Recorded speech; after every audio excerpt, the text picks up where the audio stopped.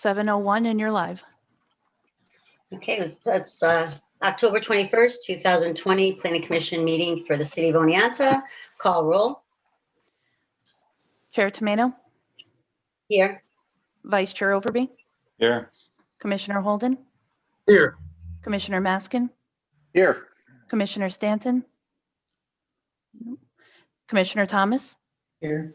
Commissioner Lappin, Here. Councilmember Risberger. Here.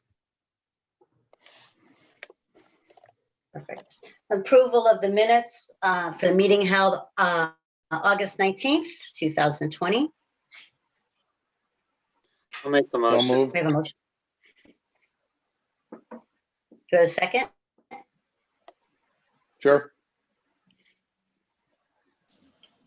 Call roll. Chair Tomato, Yes. Vice Chair Overby, Yes. Commissioner Holden, Yes. Commissioner Maskin, Yes. Commissioner Thomas, Yes. Commissioner Lappin. Yes. Motion passes. Okay, so before we started the meeting, I had talked with Carrie, and just like we've been doing the last couple meetings, that the correspondents and petitioners, if there are any that are here that for a specific agenda item, they'll speak right before that agenda. We talk about that agenda. But Carrie, are there any correspondents or petitioners that are not on with us for something else? Nope, all correspondence is relevant to the properties. Okay. All right, then we will start right in with our first application is 77 Spruce Street. All right, and we do Is not it- have anybody in attendance for that property as of yet. Okay. Hmm. Then we will go. Carrie, the notification was sent to them, correct? Correct. Okay, good. I didn't send any sort of emails or anything to them, so. Oh, we have a 376 number calling in. We can see if that is the applicant. 376 number, if you could identify yourself.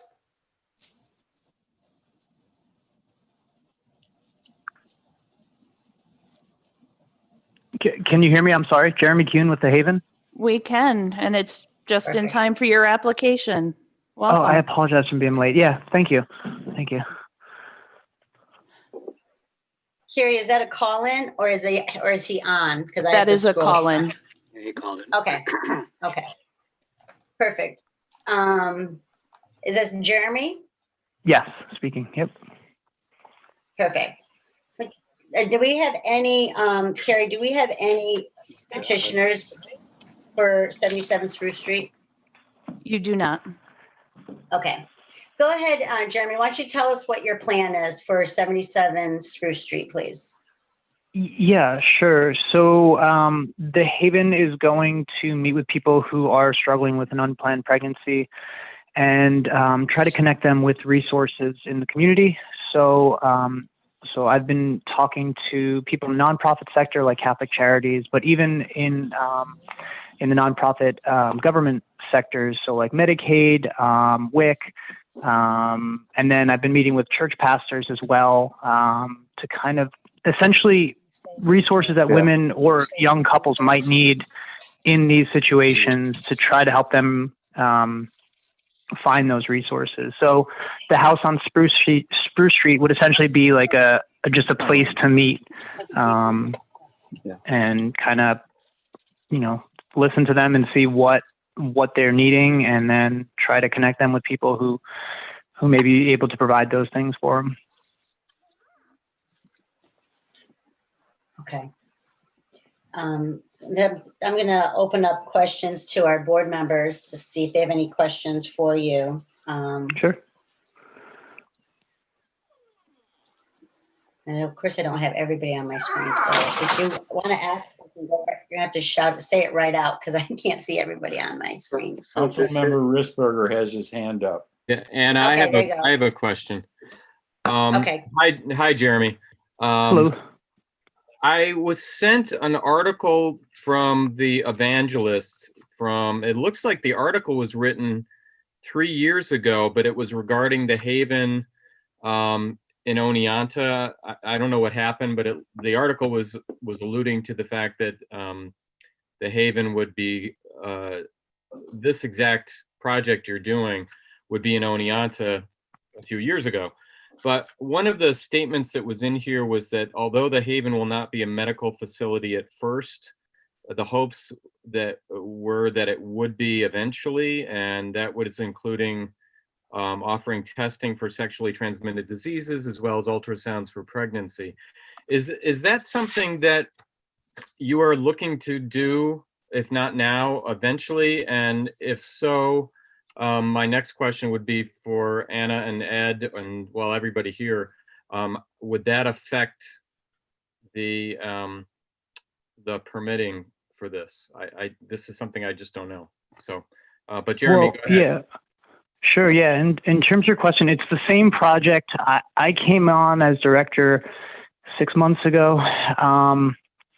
So the board is essentially, they're not professional nonprofit people. They're really just people from the community who's kind of saw this need, and they got their 501c3, and they've gotten the infrastructure in place in that time.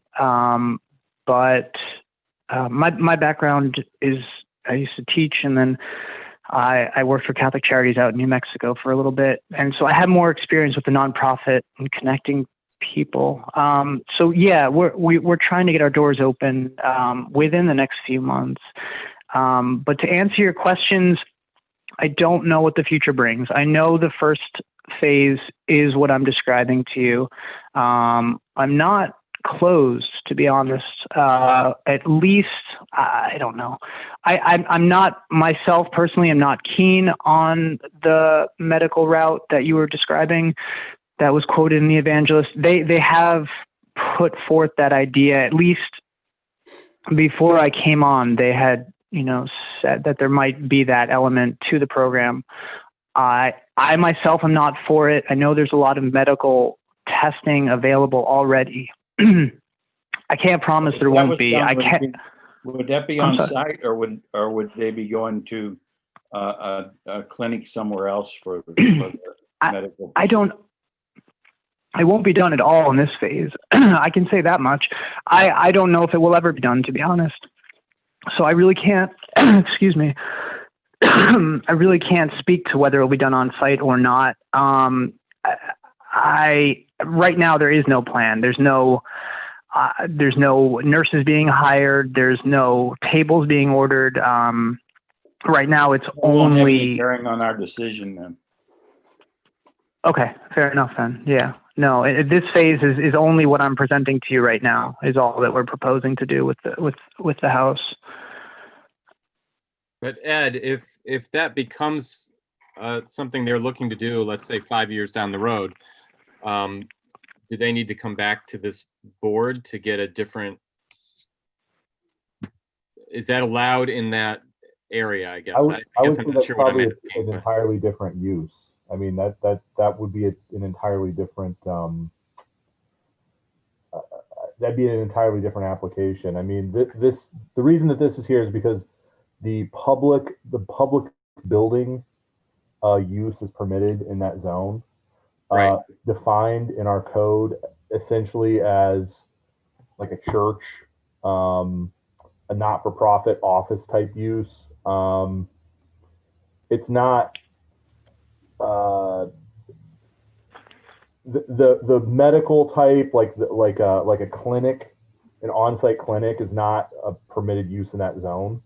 Okay. Sure. So, I mean, it would be an entirely different application. Let's see. I think I included the definition in an email and in the memo, but a public building, which is what this is classified as, is any building or structure used for municipal, civic, ecclesiastical, recreational, or other purposes not used for private enterprise. So this is kind of falling under that, like, not-for-profit type. The use itself is, I would say, similar to the existing use that was permitted. I mean, but yeah, I would say if it was an on-site clinic, that would be an entirely different application. That's really not at this right now. That's not being discussed. It's not being planned for. It's not really anything in terms of this phase particularly. Thanks, Jeremy. Thank you. Sure. Yeah. Dan Maskin, Dan, did you have a question? I thought I saw you. Yeah, I have some questions. Go ahead. Tell me, Jeremy, can you just tell me in your elevator speech, what is the Haven?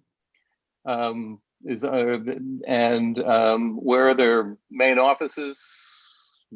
A little bit about your organization. What is it in terms of its structure, or I'm sorry, or its goals, or I don't Both. understand. Both of Both. them. Okay. It's a 501c3. Its office is a PO box right now in terms of the legal structure of it. We meet either in board members' homes or different organizations host us for our board meetings at different times.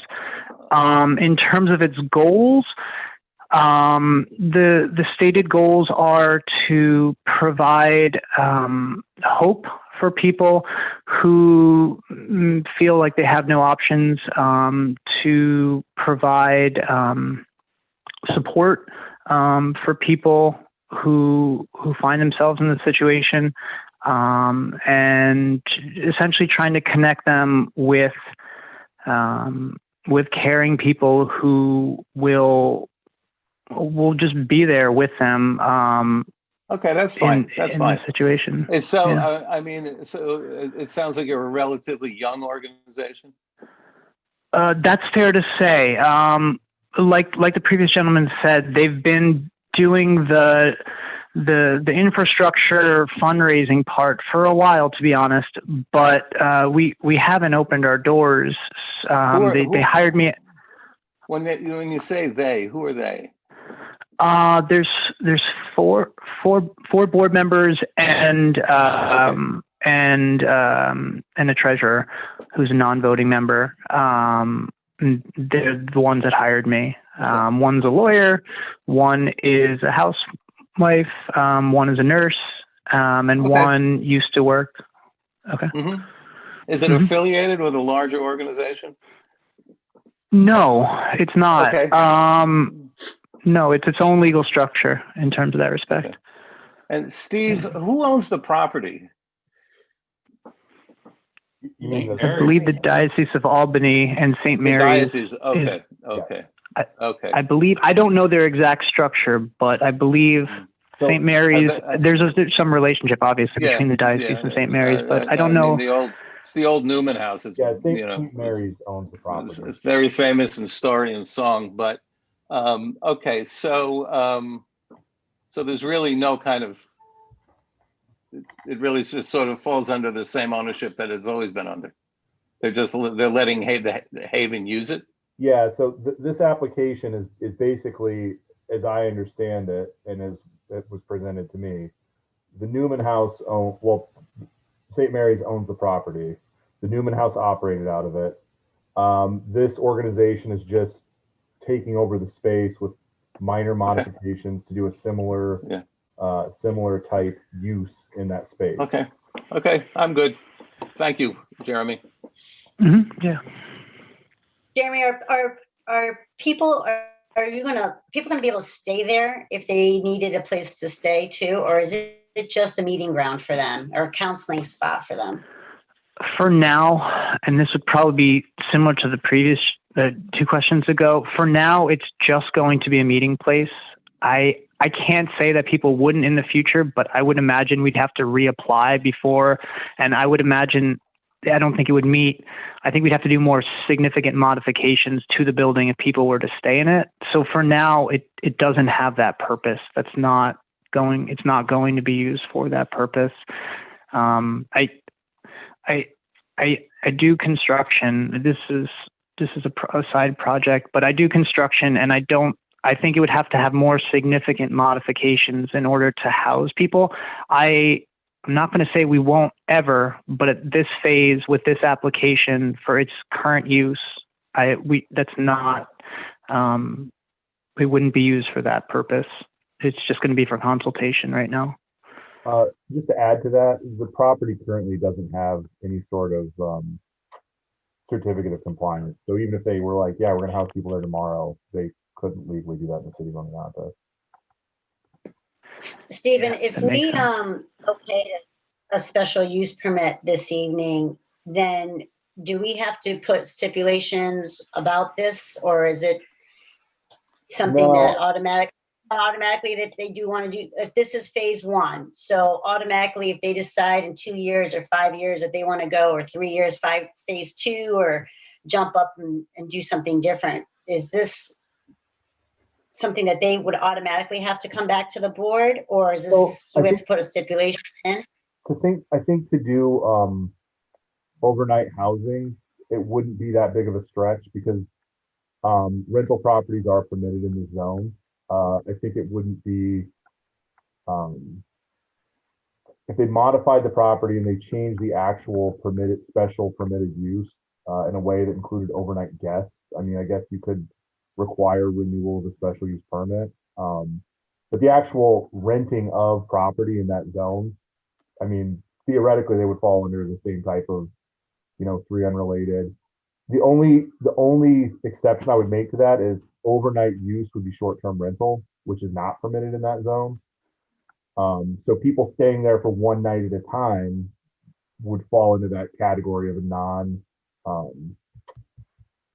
non-permanent resident. So that would not be permitted in the zone. So there's kind of a weird, I think that'd be something that you have to almost talk to Dave Merzig about, as far as if you had people staying there, would it fall under the not-for-profit type use like Springbrook has? Or would it fall under like a rental property, like Leaf Tree Inn property? I think you could stipulate in the special use permit that it's, is used as a meeting place in association with what they describe in their application, and not to include overnight. I mean, I think you could do that.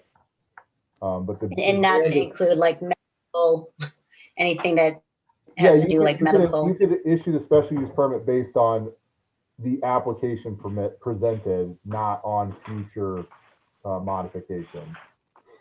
Because like I said, I think it would be a trickier, I think there's a more involved answer than can people stay there overnight. Okay. Can I ask a Do we question? have any other questions? Oh, yeah, absolutely. Go ahead, Jeremy. If we don't charge for people to stay, would that still fall in the classification of a rental? I forget the exact term, but the rental. So we do not permit boarding houses or any type of use like that. I think the real question would come down to, as I kind of said earlier, would this fall under your same classification as like a not-for-profit? Like, is this part of your outreach, or is this a separate use? And I think we would have to ask the city attorney as far as like how that would, be defined. Is this use like a Springbrook where it's not a rental, it's being used as part of a not-for-profit accessory use to your particular program? Or is this, a boarding house? But I think that if you're just trying to start with what you've got, Well, yeah, that is my intention. Yeah. right, we could probably discuss other options, later once we have some clarification, or once we know exactly what that would entail. Sure. So that's Okay. my speech. Are there any other questions for Jeremy? No, but I think that it's pretty, clear to my understanding that Mr. Kuhn does not have future plans to alter his use. But I think that even if, he were to change his use outside of the parameters of what's approved, he would need to come back before this board to receive another approval. Sure. Okay, I agree. Okay, well then let's move forward then and get some motions on the table. Let's see. Okay. So this is a type 2 action, Stephen. Does this require no, we just have to acknowledge the Yeah, I seeker? think I included in the memo, it's a type 2 action under seeker. I think I included a specific part on the memo. Okay, I just don't have it sitting right in front of me. I do. Under 18. It's under, so I think it's 617.5, section 18.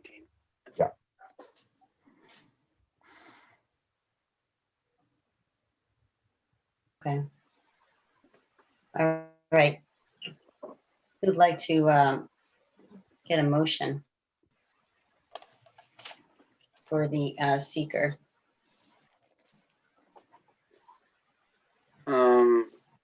I'll make the Any motion. takers? I'll make the motion, Anna. Okay, perfect. Second. Was that Dan Mass or that Danny Lappin? Yeah. Second, Dan Okay. Lappin. Yeah. So you're making, okay, I make the motion to classify the proposed action as a type 2 action under seeker, section 617.5, part 18. 18. And you got your second, Carrie? I heard it. I did not identify who said it. Was me. Yeah, Ed? Ed, thank you. got it. Call roll? Chair Tomato, Yes. Vice Chair Overby, Yes. Commissioner Holden, Yes. Commissioner Maskin, Yes. Commissioner Thomas, Yes. Commissioner Lappin. Yes. Passes. Okay. So the site plan, everybody had an opportunity to look at it. It looks like they're just doing minimal changes. The nature of the change is on the interior, correct? Yes. Jeremy, there's nothing inside that or outside that's being changed, correct? Nothing on the outside. No, there's a slight partition that we might put up in one of the meeting rooms just to make it privacy, just essentially putting a door or extending the wall enough to make a door to mount to it, but nothing significant. Nothing on the outside though.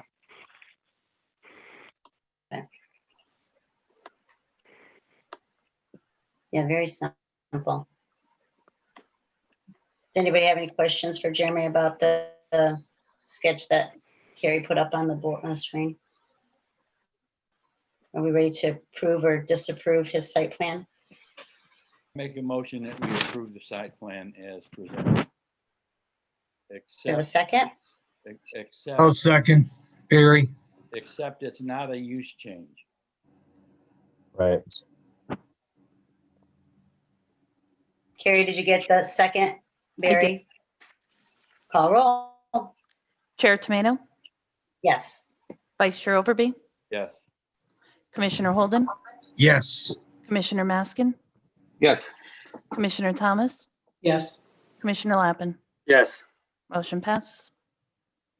Okay, so the approval of this SUP, so just make sure when we, whoever decides to do that motion, that they add in there, like Stephen suggested, that it's for the application that's presented today. So that way we have that on the record. Anybody? I'll make a Oh, go ahead, Commissioner No. Thomas. Sorry about that. That's okay. That we approve the special use permit as presented to us this evening with no changes. Before you guys move further with that motion, Yeah. can we ask the applicant, do you know the approximate square footage of the use? I'd have to look that up. The main use would be on the first floor. To my understanding, the main use would be on the first floor, and the footprint for the first floor, I forget honestly, but it should be on that. It should be on those drawings. But most of the first floor, I would hope to use. I'm only bringing this up because the parking requirement requires 3 parking spots per 1,000 square feet. So I would request the planning commission either take that into consideration as part of this approval or verify with the applicant the amount of available parking at the site.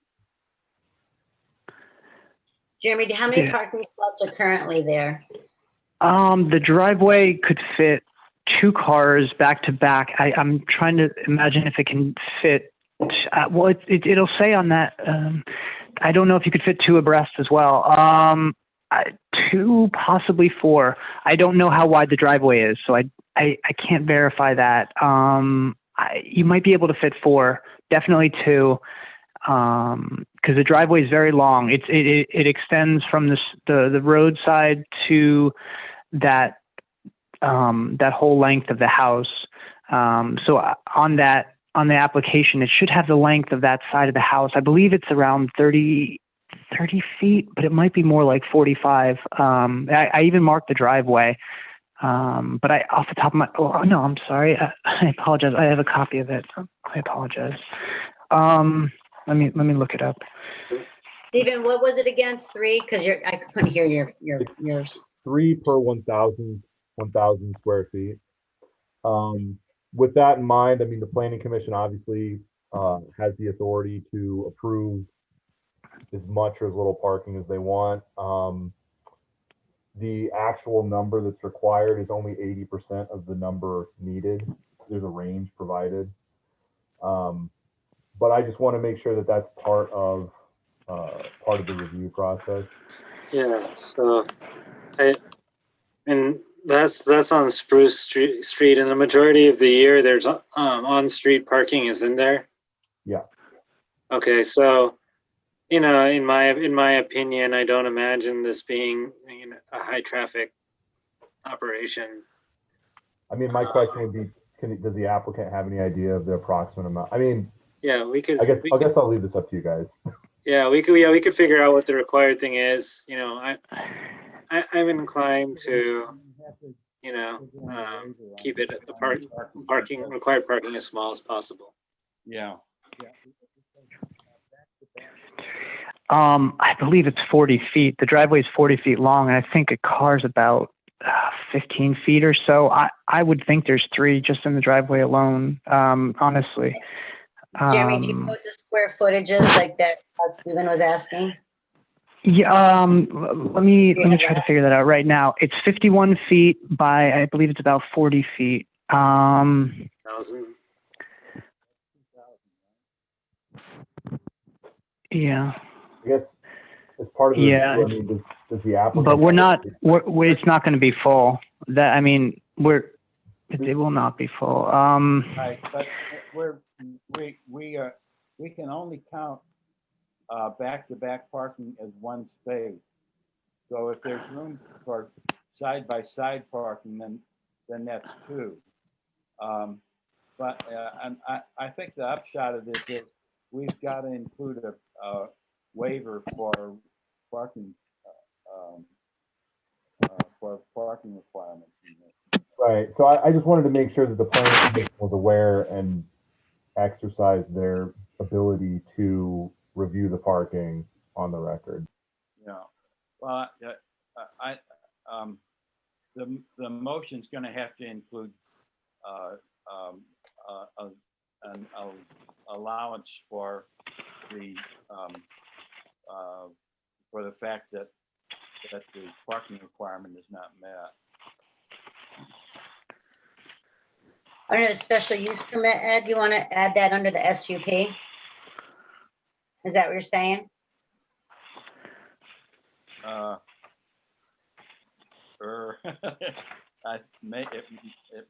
Might should have been in the SPR. I don't know. Yeah, I mean, I would say that you can always make a motion to review the part, to add that to the existing approval. I mean, I think it's just something you're going to want to make sure is part of the minute. Okay, I'll make that motion right now because I think it's going to be necessary. So, I mean, I think that it's important, to remember that 9 months out of the year, or that they'll probably be able to park on the street. Yeah, absolutely. And they're probably not going to, I mean, how many days are they going to get that much traffic? I mean, that's, something to consider. And there's also the ability for them to discuss shared parking with another nonprofit entity or a church, for instance, within their, walking That was going distance. to be my question. Is St. Mary's has a fairly large parking lot, approximately a block from that location. I mean, is that an option? For us, you're asking? With St. Mary's? I can't speak to them for sure, but if they're going to let us use the house, I would imagine yes. I have a pretty good relationship with Father Dave, so I don't think that would be an issue, to be honest. It's 2.5 blocks, but regardless, we're still back to the fact that we need to retroactively, we need to add an addendum to the SPR motion that includes Okay. a waiver for parking. And I think such a waiver makes sense because there's not going to be that much demand for parking. There's plenty of on-street parking there, and they can park back to back. It's just that we can't count it according to the zoning code. We can't count the back-to-back parking. Sure. So anyway, I'll make the motion that we add an addendum to our site plan review approval that includes a waiver of the parking requirement.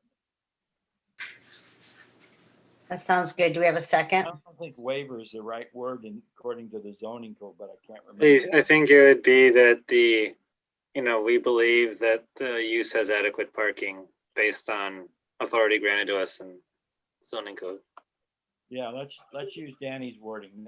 Anyway, that's my motion. Somebody wants to second it. I'll second it. Let's call roll, Carrie. Chair Tomeno, Yes. Vice Chair Overby, Yes. Commissioner Holden, Yes. Commissioner Maskin, Yes. Commissioner Thomas, Yes. Commissioner Lappin. Yes. Motion passes. Okay, and did you get the motion on the table from Becky for the SUP? I do have that. I don't have a second. Lappin, I'll second it. Okay. Do we have any discussion on that before we vote on the SUP? All right, Carrie, call roll. Chair Tomeno, Yes. Vice Chair Overby, Yes.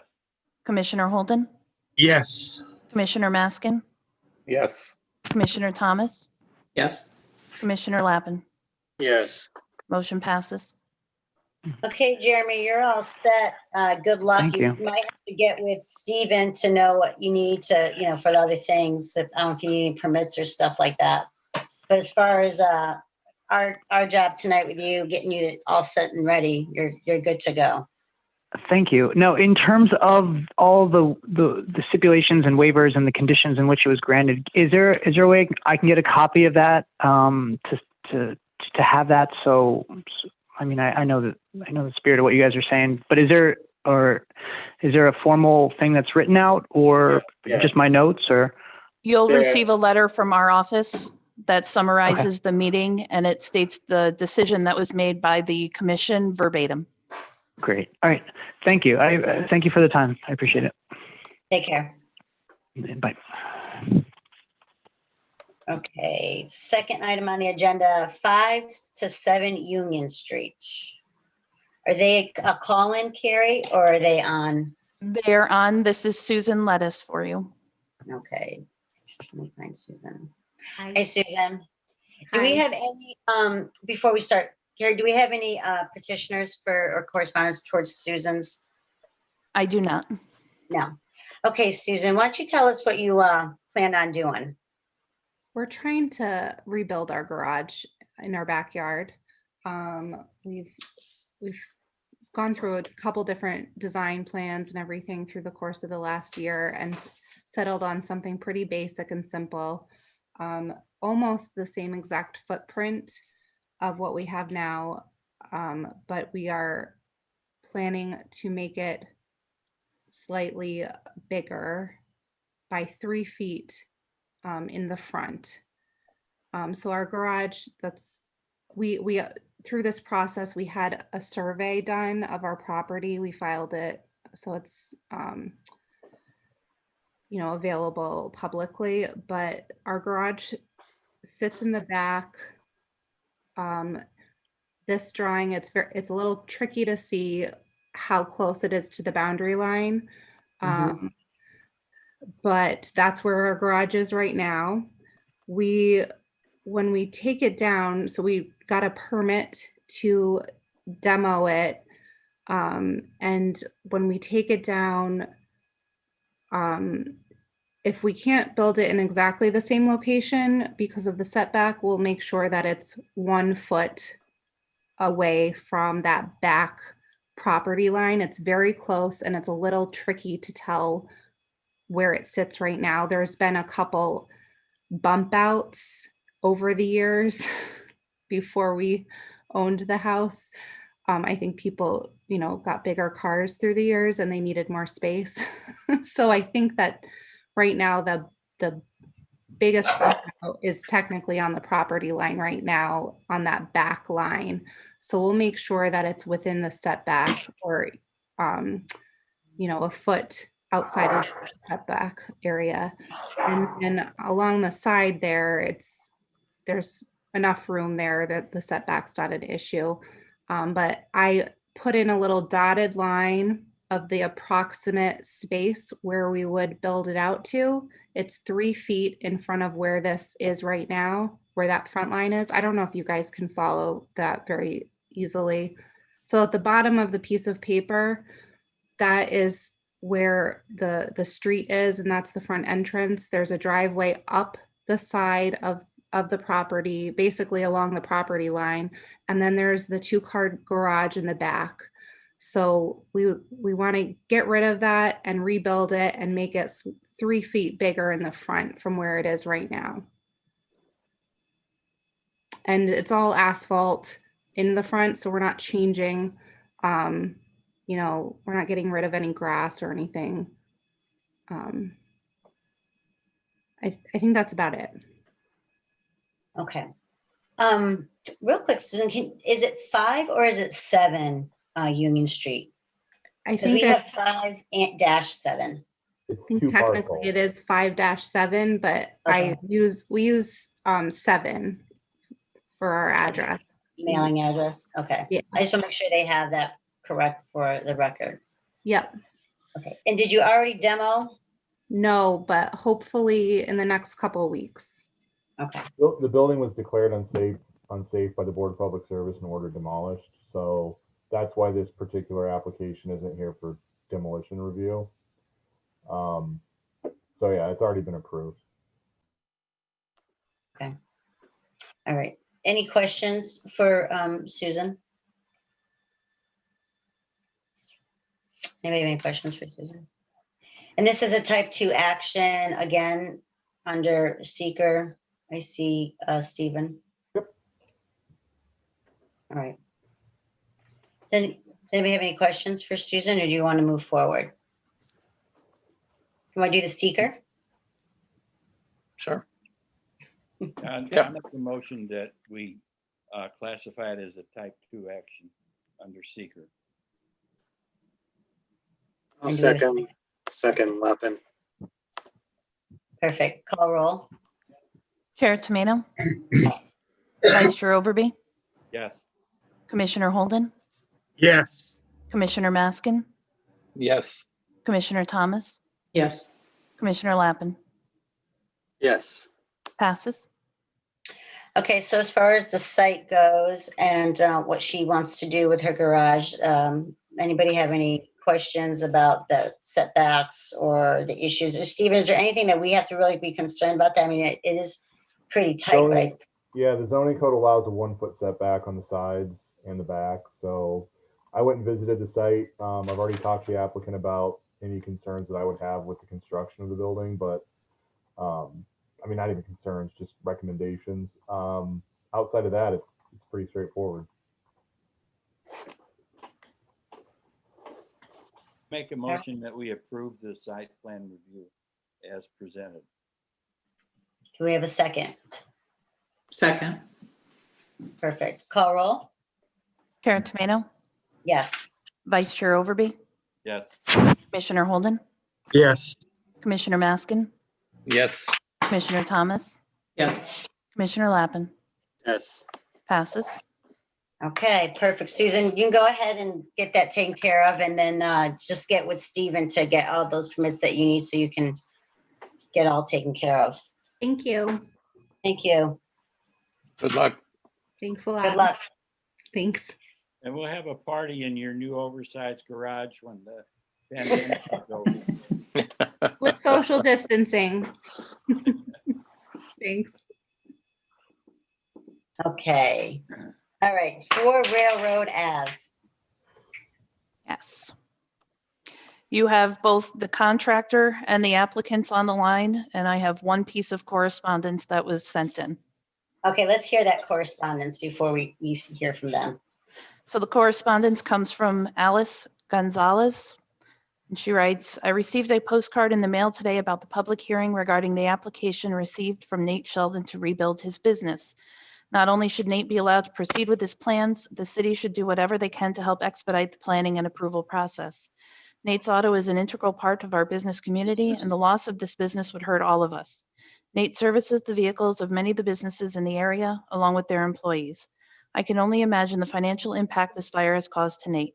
We should all be doing whatever we can to help him reopen his business as quickly as possible. Thanks, Alice Gonzalez, Business Administrator, RJ Millworkers.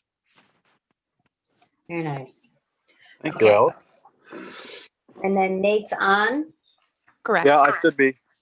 Okay. All right, Nate, so why don't you go over with us the situation, what you'd like to do? Well, basically, I'm just looking to rebuild the shop, basically the exact same place and location it was, same size, pretty much the same thing. Okay. All right. Well, thanks, Carrie. There you go.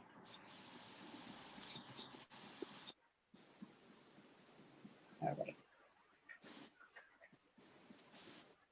So Stephen, this isn't requiring any action either because it's pretty much, Yeah, I'm sorry, one of my monitors died, but it's a type 2 action under seeker because it's the reconstruction of I included in the memo, it's a reconstruction of a commercial building under 4,000 square feet. There's a section in the memo.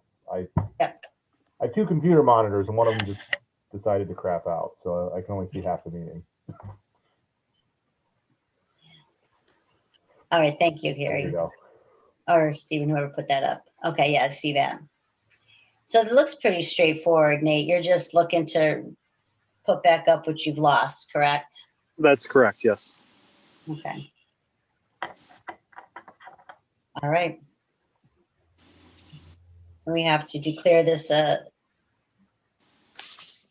type 2 seeker, and then we can move forward on the site plan.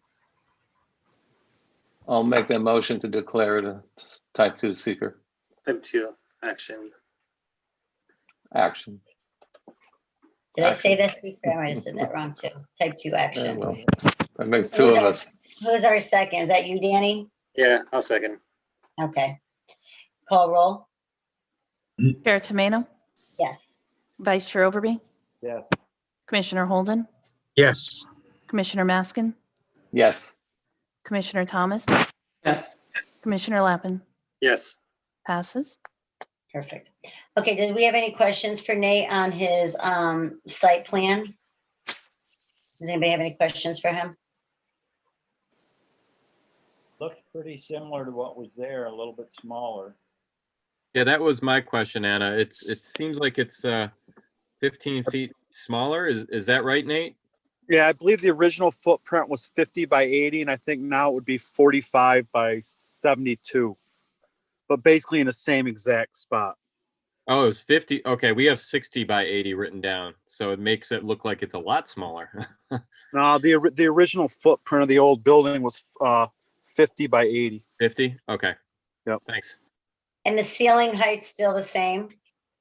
That's correct. 14? Yep. Okay. Okay. Yeah, it didn't seem much different. Okay.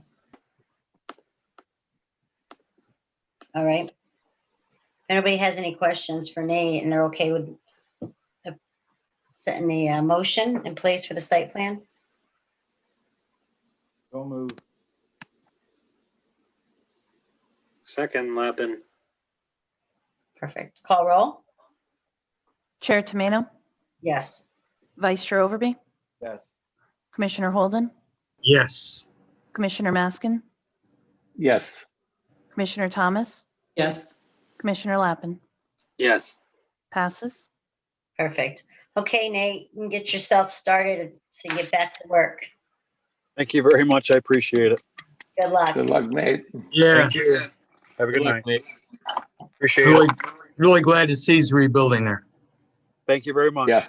I'm glad to be back to work. Okay, so we have old business, Carrie. We didn't put it on the agenda, but, or Stephen, are you going to go over some stuff with the, is that gonna be tonight? Yeah, sure. I think Carrie sent an email out of the part of the update. Do you have that file, Carrie, that you can share? Yep. Like I said, I can only access half my computer right now. So basically this was kind of each section of our form-based code that we would update would basically be kind of laid out like this. Kind of a mix of like, instead of just being all text, you'd have like a mix of images, you know, stuff that would kind of show what the text is trying to do. This was just one section of the code that I kind of put into this format. And it's a little more than the original draft you guys have seen, but it's you know.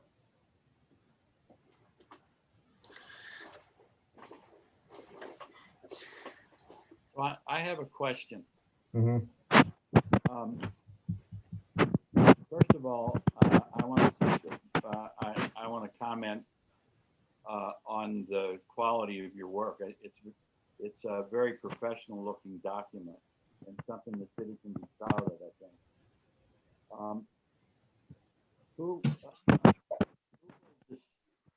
When somebody brings an application forward to for us that require or applies for a bill, say a building permit, who will decide whether it meets these standards or not? So Carrie, if you could go back to the text real quick. Let's see. So if you go down to like, can you go to the next page, Carrie? I looked at it this afternoon, but I didn't get to read the whole thing. So yeah. The answer is contained in the document. I don't know. So like, if you look at section 6, basically, you would be triggering site plan review for like additions, exterior improvements, renovations of 50% or more of a building. So that site plan review process would be triggered fairly easily, like in the downtown historic district. And then these sections give you kind of a layout of what you would be reviewing for. So like in a determination, you would be reviewing these subsections that would cover kind of what the approval process looks like. Also, there's a section on demolition. The Planning Commission would be reviewing demolition applications.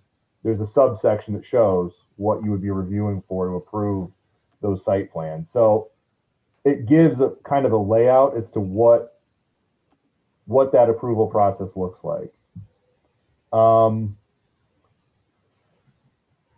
There's other sections of this code that that I sent out in a draft where the Planning Commission would be making determinations on, material types, fairly involved details as to what these projects would look like.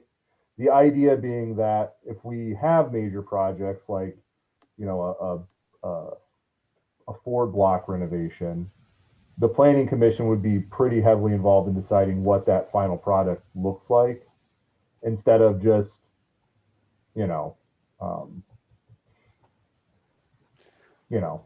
Figuring reviewing- out whether it's like conforms with the code or not, basically. So like what we're doing right now, in a way, is almost just confirming that the zoning code has been reviewed. The idea behind this was the planning commission would be making actual review as to like, does this thing actually meet our comprehensive plan goals? So this code update is largely based on the section of our comprehensive plan that says we want to expand and improve upon the downtown Oneonta Historic District. So this code basically makes that process a requirement for site plan approval.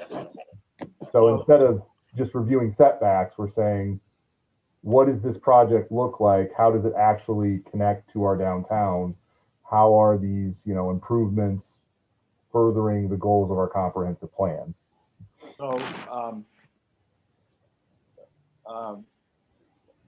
one of the things I noticed in what I got to read this afternoon, and I saw this for the first time a couple hours ago, so I really haven't had much time to spend on it. But one of the things I noticed is that there's some wording in there along the lines of if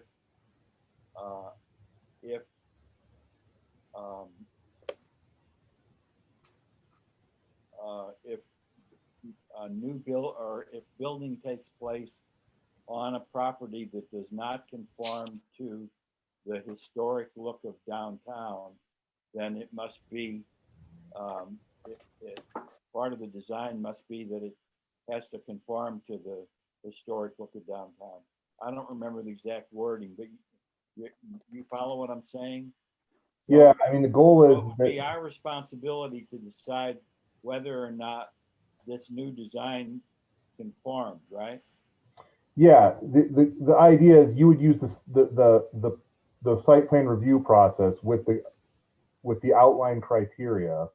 So if you go up one, Carrie, if you just go up one, so you would basically be using this criteria, in tandem with the form-based code. Does this meet the goals of this code? Does the new construction meet those goals?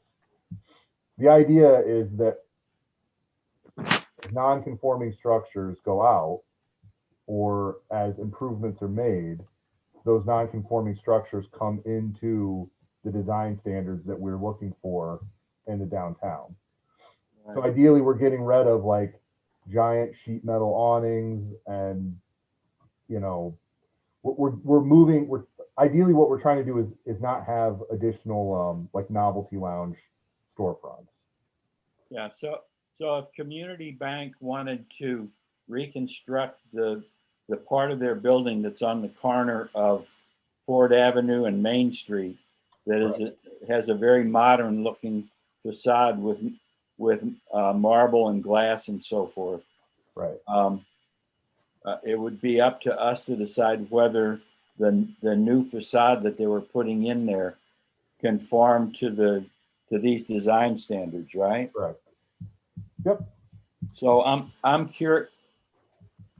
curious, just based on what I read, I'm not sure that the design standards are specific enough that I could make that determination. I wonder how my colleagues on the board feel about that. Yeah, I think that, if we're looking at the historic preservation guidelines that are referenced in the towards the end of the document, I think that if the applicant is able to prove that they've complied with the Department of Interior standards, I think then us not being historic preservation experts could then surmise that the project does in fact comply, meet those design standards.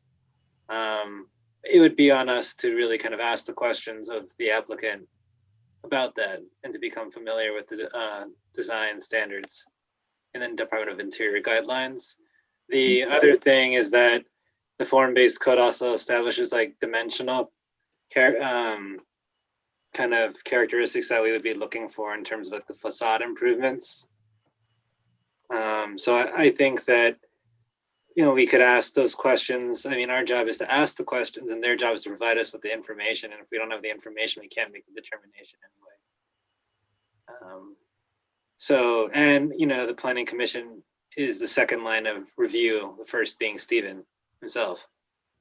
And so there's going to be multiple chances to identify any sort of problem or question that we have. So I think we're okay to, to proceed.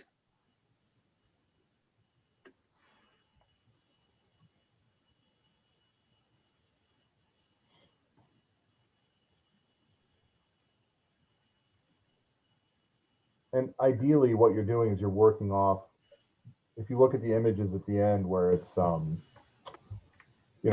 what we've done is we've kind of provided, like, this is what downtown Oneonta approximate to the date of some of these construction looked like. This is a good representation of what the goal would be to get our Main Street to look like again. I mean, you've got, a storefront, mixed use buildings, so you have the historical context, which is kind of provided loosely here. You then have, if you go to the next slide, you've got kind of a representation of what physical characteristics we're looking for to replicate in either alterations or new construction. So you've got this to kind of work off of.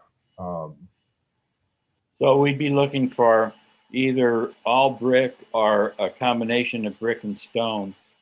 Right. And if you look in the draft that I sent out of the whole code, there's lists of approved building materials that applicant would provide. They'd say, I'm using this type of brick. It meets the code as far as, materials concerned. I'm using, they would provide details of this construction material so that when they make their application, they're not just coming in and being like, I'm going to build a building. It might look like, a square. Okay, that sounds good. I was just concerned that we might end up in a situation where half of the board says that doesn't look like downtown should look, and the other half says, yeah, I'm okay with it. Right. I mean, the idea is that you would be in kind of, not only your discretion, but also a working knowledge of us all being in Oneonta and being familiar with what the downtown currently looks like, and having a kind of a historical context of what it did look like. You would basically be building off of that.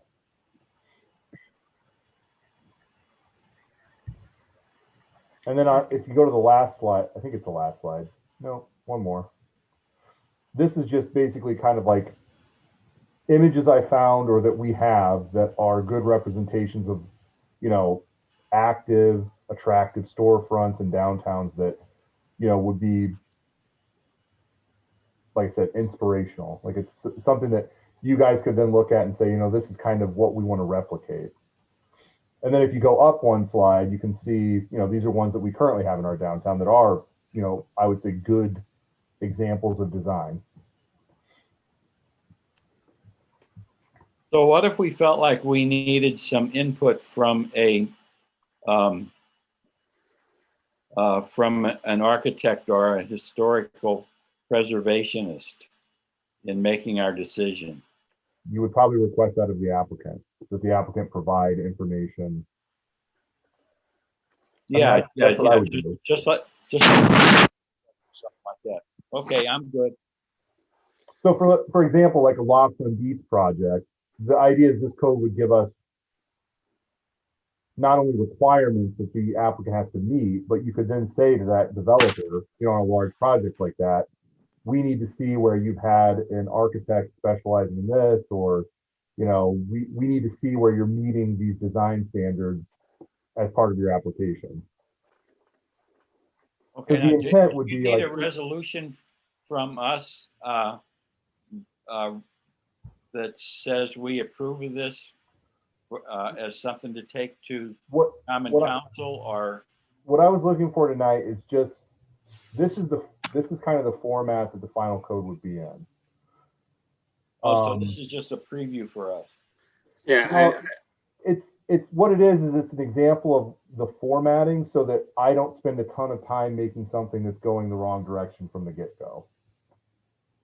Well, I think it's a high quality piece of work, and I approve of the formatting. I don't know how anybody else on the board feels.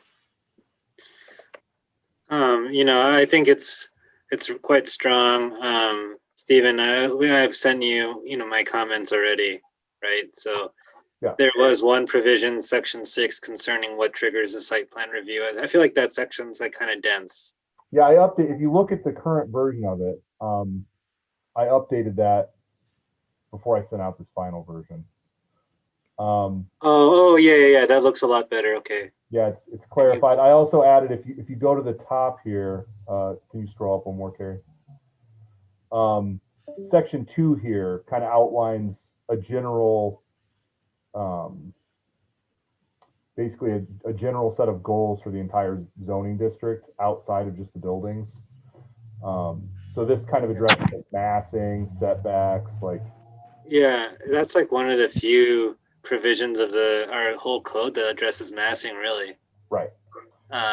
Is it the only one, or the? Yeah, it's the only one. The current. Yeah, that's what I thought. So, that's great. I'm glad. So basically, like this would be. What I'm going to do is I'm going to take this as kind of our template and then expand the rest of the sections into a more final product. But this one, I particularly like historic preservation, so this was the most fun for me. So that's why I did this one first. Yeah, and I think that it's important to remember that even without this code, a lot of the facade improvements now, through the DRI would probably need to comply with, the historical character, of downtown through seeker. This just gives us a little bit more insight onto how they do it. Yeah. And so it's not additional regulations. Those already exist, but this gives us a more clear path to elucidate that during the planning process. Yeah, ideally what this provides with is a section you can reference when reviewing a project. So if they decided to put a new skin on the parking garage, it would have to conform to this. So the parking garage is, Carrie, can you go up a couple? Yeah. So if you look here, this actually is our downtown historic district, the areas in red. And the parking garage is conveniently not in that. Yeah. But the Ford building, I mean, the Oneonta Sales building is. Right. So that's something important to remember for the transit hub, at least. So the transit hub will have to comply. The transit hub, if this code was in effect, would have to comply, which is part of, and for me, is part of the goal. Yeah, well, that's great. That makes me happy. So this is actually. How come Stephen, the parking garage is not on that? Right here. Yeah, the parking garage is not part of the. It's not part of the National Historic District, but it is part of the MU1 zone. And in the drafts, I did provide design guidelines for the parking garage. But this specifically just addresses buildings within the National Historic District. Okay. So the parking garage is not part of that. Yeah. Just the parcels that are in that kind of reddish tint, those buildings are what fall into the historic district. Got it. This particular map, as a side note, if you want to see a map of every building footprint in the state of New York, that's how I generated this map. It's amazing. It's really cool. But is that the one off the GIS clearinghouse? Yeah. Yeah, that's pretty cool. I was playing with that earlier myself. Yeah. So I mean, but yeah. So what you got here is, like I said, the red tinted areas are where this section of code would specifically apply, which encompasses basically our downtown and part of Chestnut Street.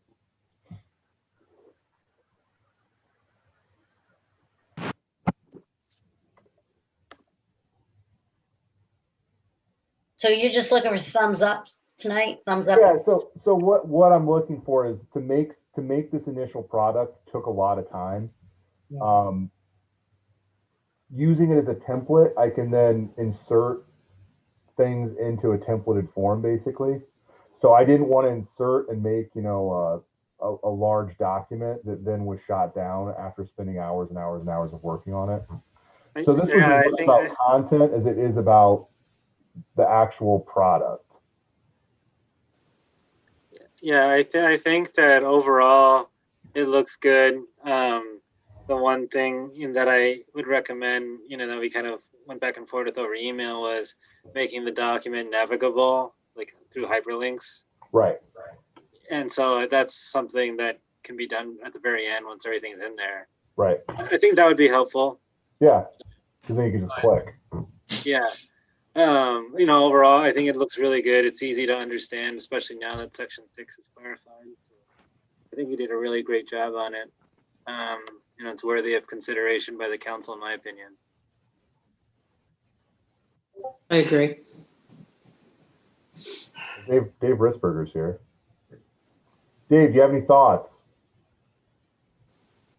Is our council liaison? I'm impressed with it. I look forward to having this in front of the council. There you go. We'll hold you to that. Yeah. I've been looking forward to this for a while. I've been keeping my thoughts to myself on it until there was something finalized, but I like the presentation of it. I like everything that you've shown us tonight.